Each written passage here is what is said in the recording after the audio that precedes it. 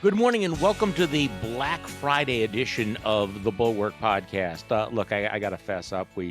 We're actually too hungover to actually do this on Black Friday, and I never do anything on Black Friday. So we've actually taped this early, but pretend that it's Black Friday. And so we are joined by Tom Nichols, who sort of virtually didn't really actually get up early to tape this on Black Friday. So Professor Nichols, thanks for joining us. Great to be with you, Charlie. Okay, you know what? I have never gone shopping once on Black Friday. I have never gone to a store. I think my record is completely intact. Are you a Black Friday guy?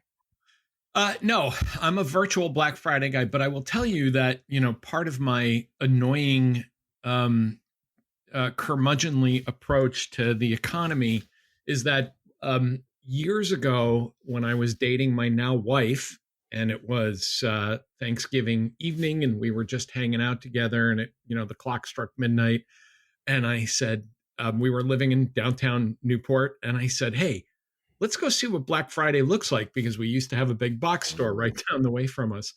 And that's when I realized that for all the talk about, China, this is about 10 years ago, China's kicking our ass, and, the working man is getting a raw deal. What really can cure you of that is to go at midnight to a Best Buy or to another big box store and watch people just walking out with armloads of Chinese electronics. And it will suddenly understand the problem of, people saying, we have to do something about China and we have to fix our economy. Well, maybe if you weren't buying 3 televisions and 4 smartphones at a time, you could do this. So Black Friday to me is always the reminder that American consumerism is why the economy looks the way it does, and why American towns look the way they do, and not because of the World Trade Organization or GATT or any of those other usual boogeymen. Black Friday is my kind of elitist, anti-populist holiday every year. Oh, I can see you out there on Black Friday. I mean, Tom, those are your people out there. I mean, I when I think Black Friday, I think Tom Nichols probably standing out at the Walmart and waiting for his latest. I don't know. You've already got the black screen, the big screen TV. So, at a certain point, how many big screen TVs can you have? How many yachts can you have? How many? Right, and how many smartphones can you buy, and how many air conditioners can you give away? And at some point, you have to say to yourself, for people that want to blame the rest of the world for their problems, Black Friday is always the day that reminds you that, we really are the author of all our own troubles. Okay. So now, Mr. Nichols, some people have probably forgotten, if they ever knew, that one of your areas of expertise, besides all things political and military, is you have strong views on the etiquette of flying. In fact, Yes, you have written the definitive guides to what to do and what not to do when you're on an airplane. So you've kind of gone dark on that because nobody's actually flying. But for people who remember, Mr. Nichols at one point had a crusade, I would say a jihad, about people who would actually fly without shoes. That was in the before times, right? When the worst, most disgusting thing you could encounter was somebody who's flying barefoot. Actually, now more I think about it, it's like, what were they thinking? It's like, now it's like mask. So anyway, give me your sense. Here we are on Thanksgiving weekend, and apparently people are back. People, despite all the CDC warnings and everything, millions of Americans are flying because, fuck it, it's Thanksgiving. We got to get out of town. We got to go see grandma and, I don't know, have turkey and infect her or whatever. So thoughts on airline travel in the age of COVID during the holidays, Professor Tom Nichols? Well, first of all, scientifically, airline travel isn't that difficult. And so when I react with horror to seeing, the maps as we've been seeing over the past few days, and here on Black Friday and Saturday, you'll see them again, of all the airplanes in the sky, right? That all the flights, all of the flight trackers are nothing but airplanes.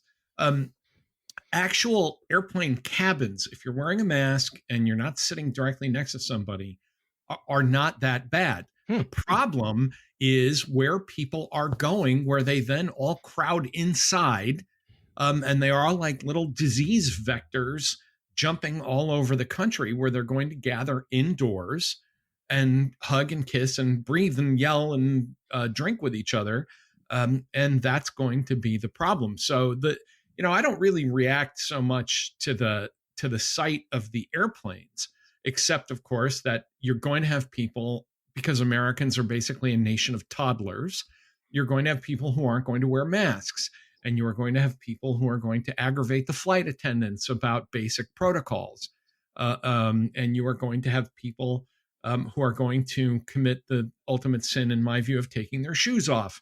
And I think that, this is the idea that just for one Thanksgiving, especially with a vaccine right on the horizon, right? This isn't like, hey, if you don't go do this Thanksgiving, you're never doing another Thanksgiving. This is literally medical authorities saying, just skip this one, and it's the only one you have to miss, because by this time of year from now, we're going to have vaccines all over the place. We're going to have most of this, dealt with. We're going to be out of the woods by late next summer, maybe. They just couldn't do it. All of these overgrown toddlers had to get on airplanes and go from their places like college campuses back home to see grandma. And a month from now, when we're up to our necks in more cases, we're all going to be looking at each other saying, how did this happen? So I'm fixated on the Venn diagram of somebody who would wear a mask but take their socks off. Oh, someone already sent me those pictures. Really? I've already seen that. Someone said to me, and I just left it alone, because I'm like, of all the big problems in the world, people acting like toddlers. And I always think of toddlers because I always think of my daughter when she was, 2. And I would go to all the trouble of putting her little socks on and then she would smile and look at them and sit down, and like all toddlers, right? You know how this is. They pull their shoes off. Mm-hmm. They hate. That's what kids do. And I said, of all the problems in the world, this one isn't the one to focus on. But people on airplanes have sent me pictures over the past months of, the guy asleep with his mask down on his chin, off his nose, under his mouth, with his shoes off. And I thought, this is America in 2020. But that's consistent. You would figure that the guy that would have the mask hanging off would also take his shoes off. I'm thinking about the person who would be very, very, serious about hygiene, make sure they have the mask, and probably have the. But there's a reason for it. And there is a reason for it, Charlie. There are people who would put their mask on and say, "Look at me, I'm being very, I'm being very conscientious, and I'm wearing my mask." But like all Americans, we have to prove our independence by saying, "I demand to be comfortable." And even if I'm not that, because I have never understood why taking your shoes off on an airplane, unless you're one of those people has, real problems with your feet swelling. And I always get these emails, I have a medical condition. Look, most of the people I see are young people, perfectly healthy, legs and feet. It's a way of proving your independence. It's saying, I will accommodate some things, but I will declare my independence by saying my shoes are coming off, and if you don't like it, screw you. So maybe that's one of those cultural divides, inexplicable cultural divides, like dog people versus cat people, the people who want shoes versus not shoes. Because I actually always want shoes on my feet. I'm actually at the age where I kind of get excited if I get, if it's a cold winter day and there's slippers around and everything like that. And that I have nice warm socks. I've really reached that point in life versus other people who will walk around completely barefoot. Why would you walk around barefoot? I have no idea. Really, there's like stuff on the ground. We have dogs around the house, and they leave kibble around. You step on one of those little kibbles with bare feet, and it's miserable. It's terrible. So and your feet are damp, and it's like walking around your house with a moist Swiffer on the bottom of your feet. I know. Especially when you look back, and you see the footprints. It's like, no, this is why we have shoes. It's one of the marks of civilization, right? People talk about in military history the invention of the stirrup, how the stirrup changed everything in terms of feudal. The feudal system, because then the knights could ride on horseback and everything. This is like a big thing. Okay, the stirrup's nothing compared to the shoe. The shoe is like, that's it. This is the line, right? Civilization, not civilization. Civilization versus barbarism. That's how we went from villages to roads to interaction to And I'll just tell a quick story about my dad. My father was Greek to his bones, and he would spend every summer literally wearing nothing but a pair of shorts outside. I mean, my dad was like a Greek villager, no shirt, no shoes, out in his garden, like the Godfather, walking around in his tomato plants and all that stuff. And yet, the minute my dad came in the house, he threw on a shirt, he put on shoes. He just felt like if you're not gonna wear a shirt, it's summer is a great time. Then be out in your garden, walking around in your cucumbers and your tomatoes. And I always respected that about my dad. Like, hey, Dad, let's walk down the street and get an ice cream. Okay, but first I got to put on pants. I'm going to put on shoes. And I'm going to put on a shirt. And that's just the way I grew up. So, that's back when people understood the difference between being adults and being permanent, grade schoolers and toddlers.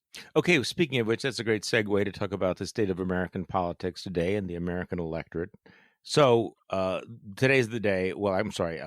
So by now we should have released the Kraken. This is one of my favorite things ever. Seb Gorka, who went into his closet one day and did a very, very short version. We don't have to run the whole thing. Just I want Seb Gorka talking about releasing the Kraken. I knew this day would come, but I didn't expect it so soon. Thanks to the actions and statements of Nancy Pelosi in the last 48 hours, the president has brought forth his decision, and the Kraken has been unleashed. Now that was Seb Gorka. Apparently this is like a big thing in Trump world now because Sidney Powell has been saying that she's going to release the Kraken. So did you see this thing that the president tweeted on Wednesday? This is that we're in the category of it's been 4 years, but it's still crazy. So Lynn Wood is another crazy Trumpist lawyer. Okay. I think he's associated with Kyle Rittenhouse and everything. And he tweeted out, Kraken, Sidney Powell's Kraken is in fact DOD cyber warfare program, ! We are at war, ! The Marshall Report. And the reason I'm bringing this up is because Donald J. Trump retweeted it. The President of the United States. So let me just read this to you, Mr. Nichols. When Sidney Powell stated she has, all in caps, released the Kraken, most of us thought of Clash of the Titans and cheered her on for her gutsy remark. She never blinked and held a serious face when she said it. She was not joking. And now we know why, ! The Kraken is a Department of Defense run cyber warfare program that tracks and hacks various other systems to acquire evidence of nefarious actions by the deep state! President Trump and the loyal patriots in the military and space command. So everything always comes together, right? This is it. This is the space command. Now have all the evidence of voter fraud and election-related treason. This will be used against the enemies of America. And so on this video, retweeted by the President of the United States, Jeffrey Prather explains the Kraken and describes the Great Reset versus the Great Awakening. He has released a bombshell video where he sums up the real war taking place behind the scenes. You can watch this on your, Black Friday free time. As he explains it, the CIA, FBI, and DOJ are all treasonous swamp creatures who are dedicated to bringing down America and stealing the election and imprisoning all the real patriots, such as General Flynn, and in parentheses, and Roger Stone. Meanwhile, certain sectors of Special Forces operations and now Chris Miller as acting defense secretary are all aligned with Trump, the Constitution, and defending America against enemies, both foreign and domestic. The entire video can be viewed at this link, and the President of the United States retweeted it. So you know military stuff. Well, two things are important to point out. One is, if there was ever a time to say that I do not in any way represent the views of the United States government, or the U.S. military or the DoD or any of those groups, this is definitely the time. That's what the deep state would say. Yes, exactly. That's exactly what you would say. Yes, exactly what a deep stater would say. But for the record, I'm saying it. The other is, as a resident of Rhode Island, just reminding everyone that fried Kraken is the state food of Rhode Island, and it looks remarkably like a calamari. Is that true? There's a thing that's fried Kraken? No. Okay, never mind. But I figured since we're off into the crazy stuff, I'd just go there. I'll believe anything at this point, Well, and the president is counting on people who believe anything, and that is what's going on. I mean, this is we're sitting here laughing about it, and yet there are going to be millions of people who are nodding, reading the president's Twitter feed, saying, "I knew it." Maybe, yeah. And I think there is something, if I can just be a little more serious here for a minute, there is something really scary going on, which is that there are millions of people whose lives are so bereft of meaning that this is the most interesting part of their day. And that this gives their lives meaning. This is now what passes for civic engagement for millions of people in the most powerful democracy on earth. And that should worry all of us. So what should go wrong? What could possibly go wrong? So I know that you are working on a piece where you're saying all is forgiven, Trump voters. Welcome back. Yeah. It's exactly what I'm arguing, except the complete opposite, of course. Oh, okay. I mean, this is a difficult thing because, a while back, Arthur Brooks, who used to be the head of AEI, wrote a really good piece. And he said, look, we can't keep treating each other with contempt. Mm-hmm. And because contempt is a really horrible emotion. And at the time, my rejoinder to it, I wrote a piece in USA Today. This was probably about 1.5 years, 2 years ago. And I said, yes, but what if people are expressing things that are contemptible? Where do we set the mark between I want to keep engaging my fellow citizens and I want to live in a democracy where, we believe in the free exchange of ideas, and that there are some ideas that are just so crazy or contemptible that I simply cannot engage them anymore. And that my only recourse now is just to organize and outvote them. Mm-hmm. And I think we've reached that point. I understand that, 72 million people voted for Donald Trump. Not all of those people are sitting around, listening to Seb Gorka talking about the Kraken and, and cosplaying, Civil War 2.0 and all that nonsense. There's a lot of people out there who said, look, I'm voting for Donald Trump because I'm a single issue abortion voter, mm-hmm. or I am a self-interested. There was a guy that was interviewed about his vote. He said, look, my 401k, is doing really well, and all I care about is my personal welfare, and so I'm voting for Trump. But there are also millions of people who really think Donald Trump was fighting a blood-drinking cult of pedophiles. And at some point, we need a democratic intervention, a small d democratic intervention that says, I am not taking you seriously anymore. No more Selena Zito profiles in diners of people whose racial grievances are just barely veiled. No more respectful interviews with the guy in Texas who says, well, if Donald Trump says I got to go into the streets with arms, I'm going to do it. At some point, you simply say, that if you really believe that you should take up arms against the government of the United States, then you are a problem for law enforcement. And if you are somebody who really believes that, Antifa thugs are going to make you swear loyalty to, Black Muslims, then you're a problem for your family. But this is not something that we have to take seriously as part of our national conversation. And I think at that point, we have to be done with expressions like reaching out and a national conversation and more understanding. I think it's time for the millions of people who were defeated in this election, whose choice, I shouldn't even say they were defeated, whose choice was defeated in this election. It's time for them to start understanding the majority of their fellow citizens. But this requires the return of shame, stigma, a respect for truth, right? Just I'm all about those things, as you know. Some sort of thing, guardrails, which brings us back to Thanksgiving dinner. Because I'm guessing that there were millions of events at which there was going to be some person saying, well, you don't believe that Donald Trump actually lost that election. I've done my research, and I believe that he won by a landslide. Yeah. Right.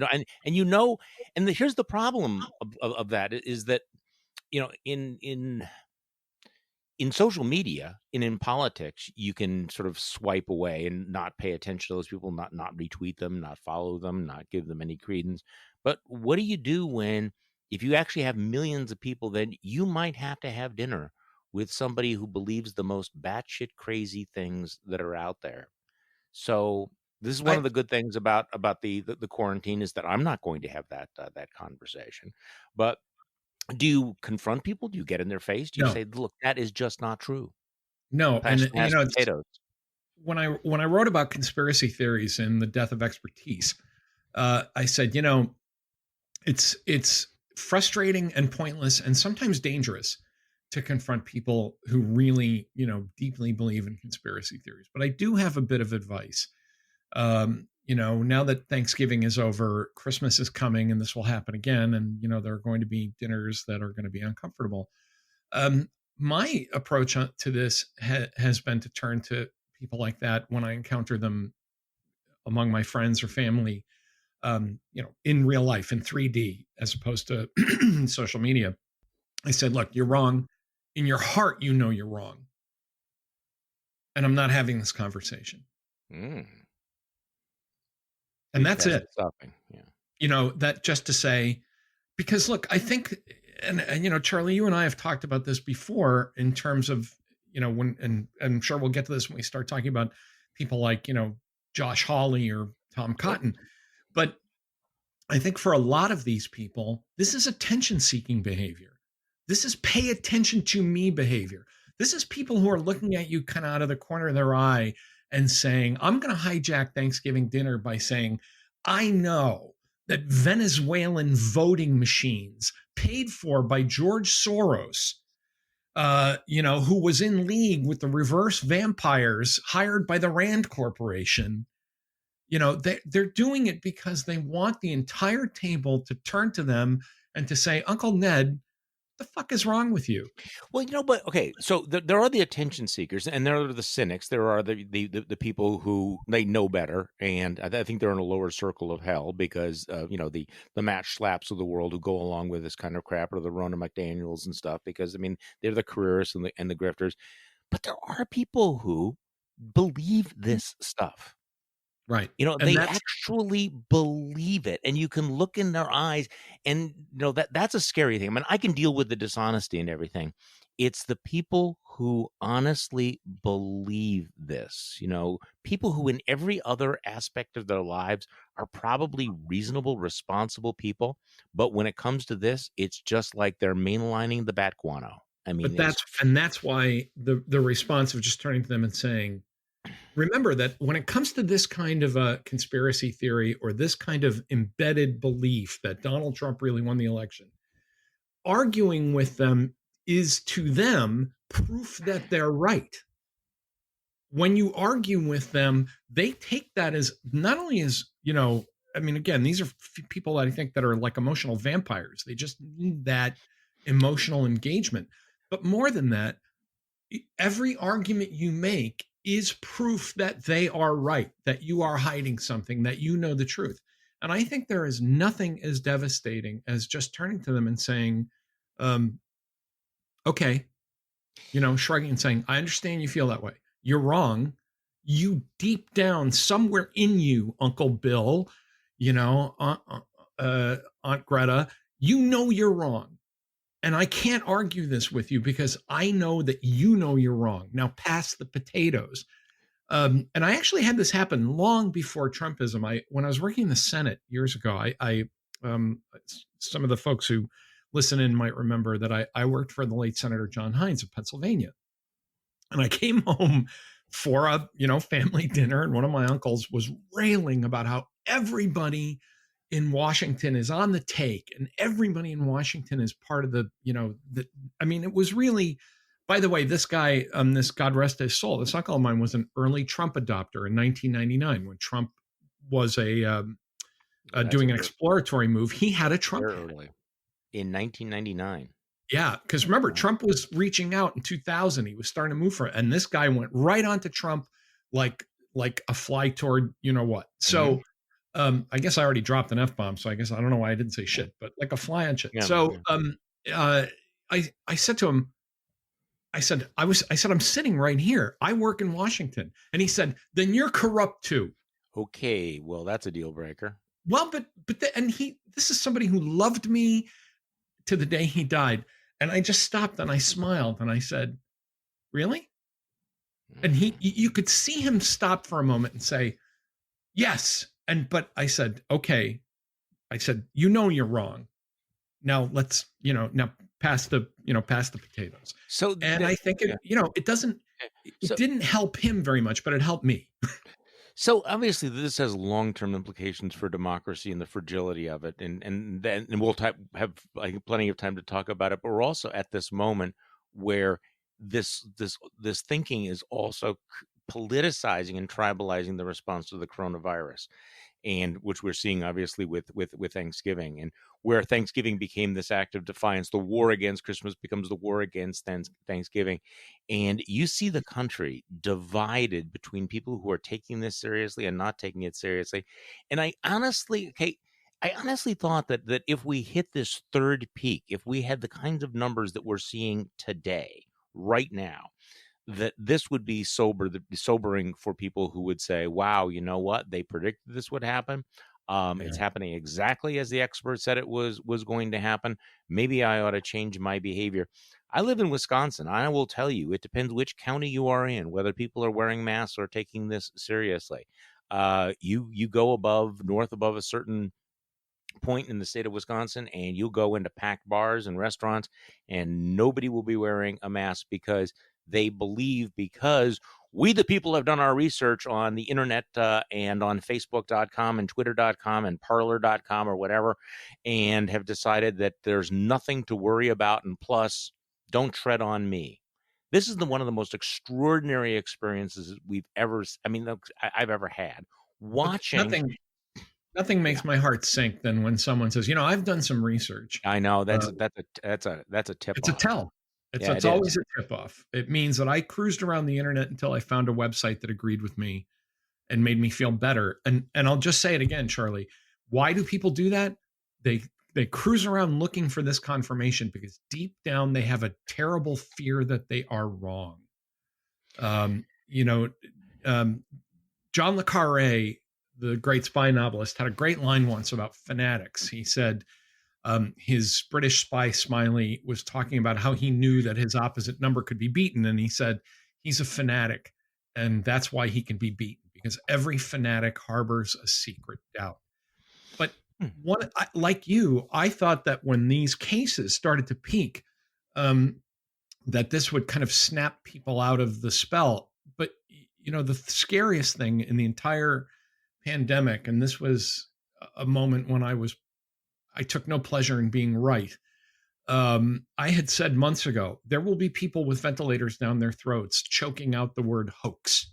Mm-hmm. And when this South Dakota nurse recorded a short video, and then she went on CNN to talk about it, she said people are literally dying while arguing with her that they do not have COVID. Like she said, people have said, are you sure it could be lung cancer?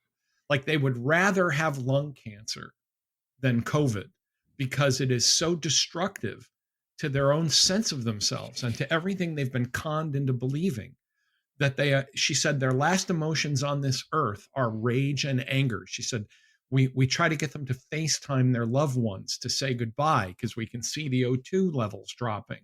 We can see that they're headed into bad territory. We want them to talk to their families, and all they're doing is raging at us that they couldn't really have COVID because it's all a hoax. That's how deeply this brainwashing and this fusing of notions about science to notions about politics has taken over certain people's brains. And that's why I go back to my original point, which is there's no point in arguing with them. There's just no point in doing it. I should note that there are people who've pushed back on that story, have questioned that story. But I will tell you, I actually think that it's a credible story because it is consistent with the way that people cling to their worldview and resist any kind of information coming in. The problem about this, and going back to we need to stop taking some of these conspiracy theorists seriously. The problem is when you move over to the coronavirus, these people, and I mean this quite literally, are killing people with their misinformation. And Absolutely. so I have relationships with people who have gone Trumpy for a variety of reasons, and I find it mind blowing, and I find it depressing and soul crushing, etc. But I also know people who are actively using their Facebook accounts to put out misinformation, encouraging people to defy the social distancing. And I have to say that and a couple of these people live in areas that if you looked on a map of the United States, they'd be about the reddest areas in the world. I mean, in the country, and I mean in terms of the rate of infection, hospitalization, and death, and that is deadly. And so that is, I put that in a different category because I can't interact with that at all. And I think you mentioned Arthur Brooks, and I had Arthur Brooks on my podcast a couple of times, I think. And he's a better person. He's a better human being than I am because he's able to forgive and he's able to get above some of these differences. I wish I were like Arthur Brooks, but I'm not. I think that this argument it's a very Christian argument. And like you say, Arthur Brooks is probably a better person than either one of us because I'm having that same trouble. But I also worry about the political project underneath the calls for, you have to understand, you have to reach out, you have to find some common ground as a way of saying, boy, I hope we don't end up delegitimizing the views of millions of conservative voters. Because I think part of what's, and I don't put Arthur Brooks into this category, but I do think I put a lot of the professional Republicans into this category of saying, look, don't let the fact that our voters have become complete lunatics turn you off to conservative politics. They're worried about the whole project going down, which is something you and I warned 5 years ago would happen if Donald Trump took over the Republican Party and took over the conservative movement. I have been astonished at the degree to which there has been this kind of sudden changing of roles between liberals and conservatives. Conservatives used to be, look, we're the party of rationality and logic, and we're a little cold-hearted, but we go on empiricism, and if you don't like it, tough. Now we're the party, they are the party of, well, you have to reach out, you have to understand, you have to get down to root causes. I love the fact that conservatives are now root causes people, right? That when they talked about the dysfunction of the Black inner city, they'd say, oh, it's just Black families and Black culture, and it's just dysfunctional, and there's nothing you can do about it. Suddenly you have small white rural communities, and conservatives are saying, well, let's probe this deeply. Let's be understanding. Let's layer this and apply all of this compassion.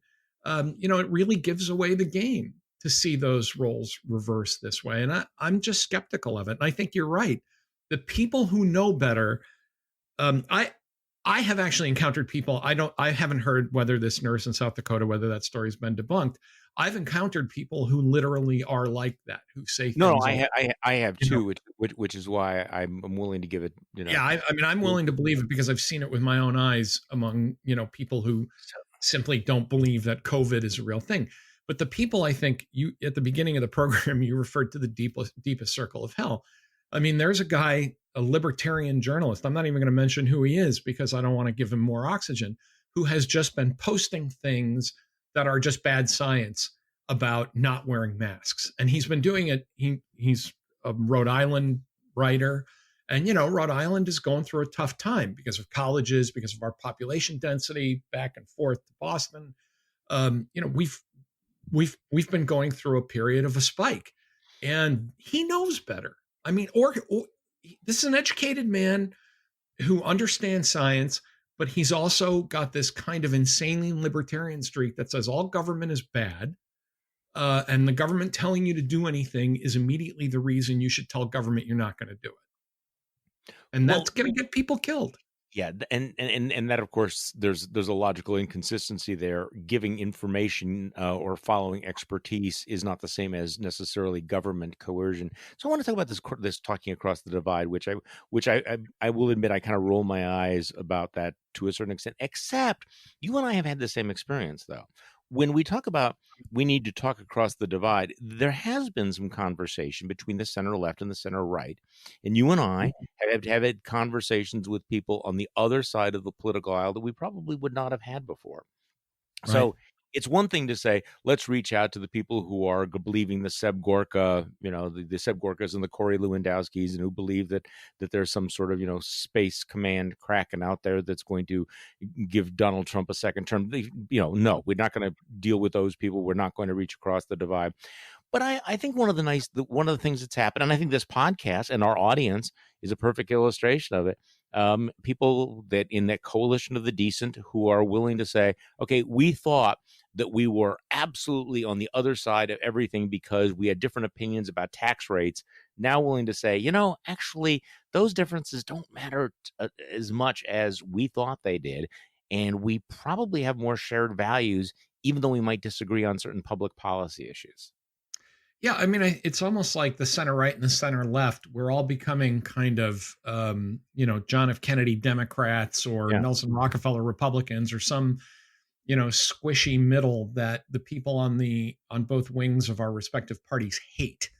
And I am encouraged by the fact that there are plenty of people in the center left who agree with us, for example, that just as we don't need to talk to the Seb Gorka fans, we don't need to have long conversations with kids that are pulling down statues of George Washington. Right. Yeah, just to be bipartisan about this, if you're out in the streets arguing that, the inner city should be a 6x6 block autonomous zone ruled by an anarcho-syndicalist collective whose executive is chosen and rotate, blah, blah, blah, blah, blah. That's not a serious conversation either. That's the kind of stuff you do because you couldn't go back to college and you're bored. Yeah, and that's not going to solve the problem. So it's not. But it's also anti-democratic. I mean, it is to its bones as anti-democratic as believing that Space Force is tracking your phone GPS. So I have actually really enjoyed the fact that when I do start arguing about policy with some of my friends on the left, it feels so blissfully normal. I know. It feels right? It's very, very different. Yeah. We go back and talk about these various policy things because that doesn't really implicate whether you're a crazy person or not. Okay, so I want to go back to this student loan forgiveness, right? Exactly. Listen, I'm not in favor of student. Well, that's because you're a fascist. Well, that's because you're a Bolshevik, and it just feels so wonderfully ordinary again. I can't wait to get all of the emails when I finally write my piece about, hey, the forgiving all the student debt is bad policy and bad politics. I'm just going to get inundated. So let's talk about the whole ongoing attack on expertise. I think that and I wrote about this morning in my newsletter, the dumbing down of the Senate. In this sort of faux anti-elitism that you're seeing from people like Tom Cotton and Josh Hawley and Marco Rubio. It is this hangover from Trumpism that they feel that they need to appeal to the Trumpist base, which in their minds is, of course, uneducated, unsophisticated. And therefore, these guys these are smart guys. They feel the need to dumb themselves down. And I think you sort of saw this in the reaction, their initial reaction to the national security team that Joe Biden appointed. Now, you obviously know these folks better than I do. As a layperson, I was pretty impressed by how qualified they were and what a contrast they represented in terms of their demeanor and their character and their qualifications and their education to the clown show that we've put up with for most of the last 4 years.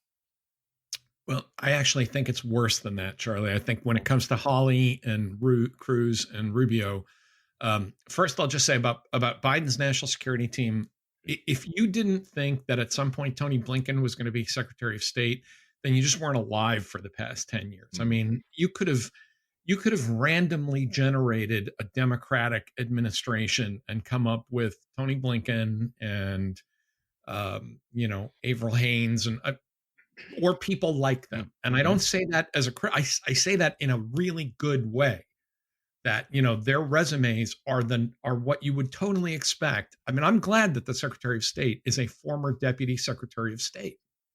That's who's what it's not. kind of supposed to work. Yeah, I mean it. Yeah, I mean, I'm sorry, but Rex Tillerson, until Mike Pompeo came along, Rex Tillerson was one of the worst secretaries of state in American history, and proves yet again that running a big company and running the government are two different skill sets. So I'm, so far, I'm hoping that he picks Michelle Flournoy as Secretary of Defense, but it's got to be a team Biden's comfortable with, and I'm sure whoever is chosen is going to be a completely normal human being who has administrative skills and policies that fall within the range of perfectly ordinary, centered left Democrats. But the reaction that we're getting from these guys is, well, these guys they're Ivy League educated. They go to the right think tanks and go, and say the right things, but they're panda huggers. Or Josh Hawley. What a group of corporatists and war enthusiasts and big tech sellouts. Let me take you back to the movie version of Game Change. Remember the John Heilemann, Mark Halperin book Game. Okay, so they made a movie out of it with Julianne Moore as Sarah Palin.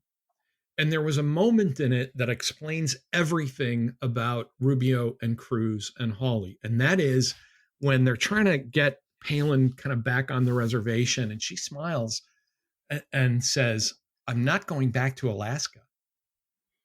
And I think it's important. Why are Cruz and Rubio and Hawley and guys like this doing this? Because no one hates living among the rubes as much as the people from states where they have moved to Washington and they like living in the Emerald City. So they have to adopt this protective coloration of, Ted Cruz, who didn't want to study with anybody that, didn't go to Harvard or Princeton, and Josh Hawley and Tom Cotton. All of them are saying, I'm not going back to Arkansas. I'm not going back. I'm not living in Tallahassee. I'm not going to go back and live in Texas. I live in Washington, and Hawley doesn't even have a home in Missouri. He lives in Northern Virginia. People like these guys like it there, and they know that the way that they get to keep living in the Emerald City is to adopt this protective coloration of being ordinary folks and pretending like going to an Ivy League school, which all of them did except for Rubio, is a bad thing. And it is the most cynical, it is a bottomless cynicism that basically says, I am going to keep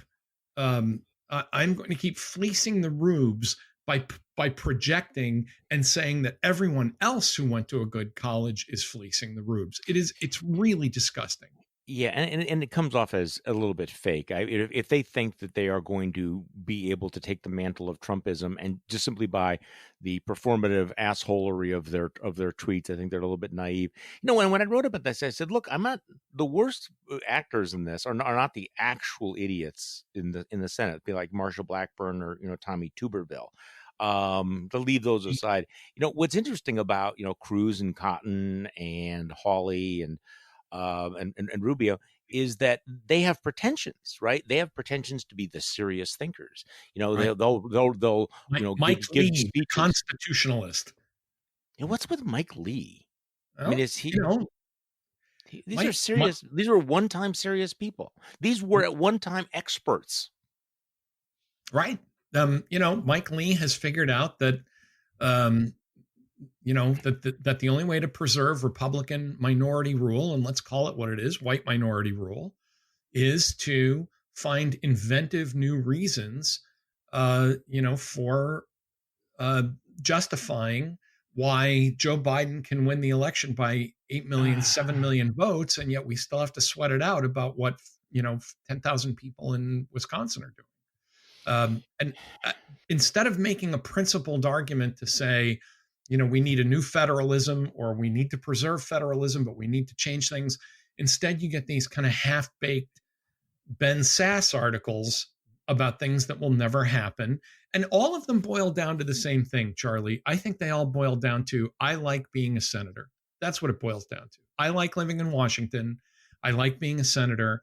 And if I have to say these things to keep, as you say, somebody like Tommy Tuberville, you can almost excuse them because it literally is people who don't know any better. Yeah, you're an idiot. And say, I mean, I've always had this different categorization. There are certain people who are just dumb as a box of rocks, and therefore I think they're, it's not great. It's the really smart people who know better, who are being cynical, who are lying to the rubes in order to convince them that they are one of them, that I think Right. are in a different moral category. So, for example, I mean, I do look. Sean Hannity is Sean Hannity. Sean Hannity is as dumb as a box of rocks. You Right. listen to him, and you get dumber for every minute you But I listen know to who him. you're about So, to bring up.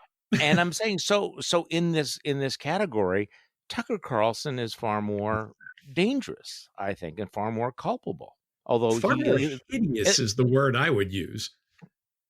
There's a hideousness there that, you're right. I mean, Sean Hannity, you shake your head and you say, this guy is having the time of his life. He's making millions of dollars.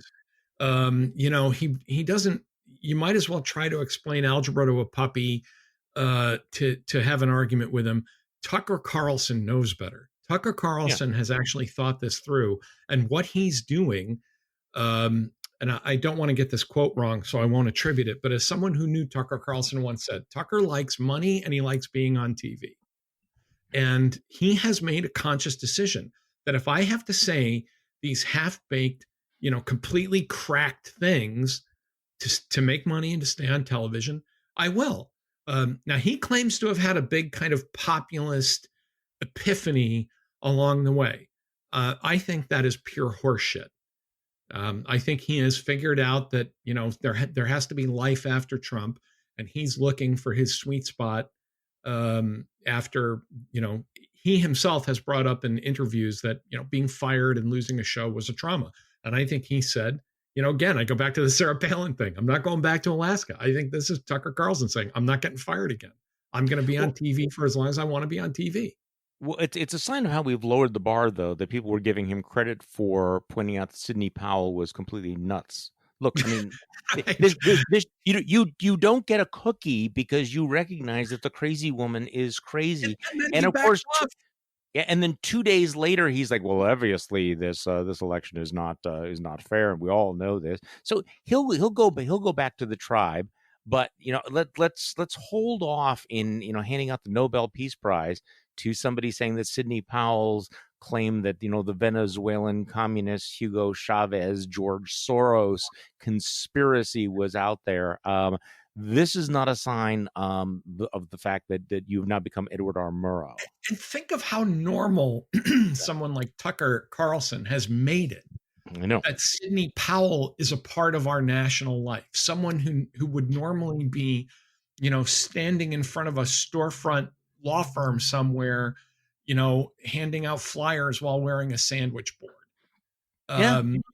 And every time somebody like Tucker says, well, I've reached out to her for comment, I walk by guys in the Boston Common shouting these things. I don't reach out to them for comment and then write about it. He is culpable for that because he knows better. He knows exactly what he's doing. And I think after Trump is gone, you and I and others in the Never Trump movement, we've had this discussion about, do we just ignore Trump? What happens to the Trump voters? Does Trump try and run again? I think, we can mostly ignore Trump. I think he will be far less powerful than any of the commentators out there are giving him credit for. But I think we cannot ever let up the pressure on the enablers and the rationalizers who brought us to this horrible moment where we all have to know who Sidney Powell is. Oh, I completely agree, and I think that's going to go on. That's going to be a project for years, because and I've said this before. I've said this many times. Donald Trump himself does not bother me as much as the people around him. When I'm okay with that, or the people who write the columns in the Washington Post explaining why it's really good and how we don't really understand. It's the people who have misused their position to validate some of the worst stuff. And they're still, and every one of those people is still there, and they'll continue to write. Continue to write. They will continue to change history. They will continue to move the goalposts, and they will continue to be leeches on the American political culture.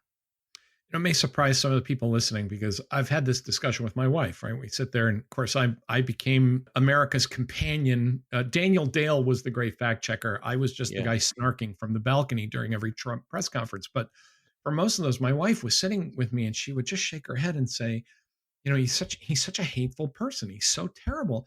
And I would always say, and this is, maybe where I try and become a little bit more Christian like Arthur Brooks. And I say, he's mentally ill. Hmm.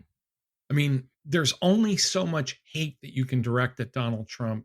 You really shouldn't hate anybody if you're a good, you're a good person and you try to think of yourself as a Christian. But I would say, look, he's sick. He's a sick man. I mean, he's a deeply mentally ill person and always has been.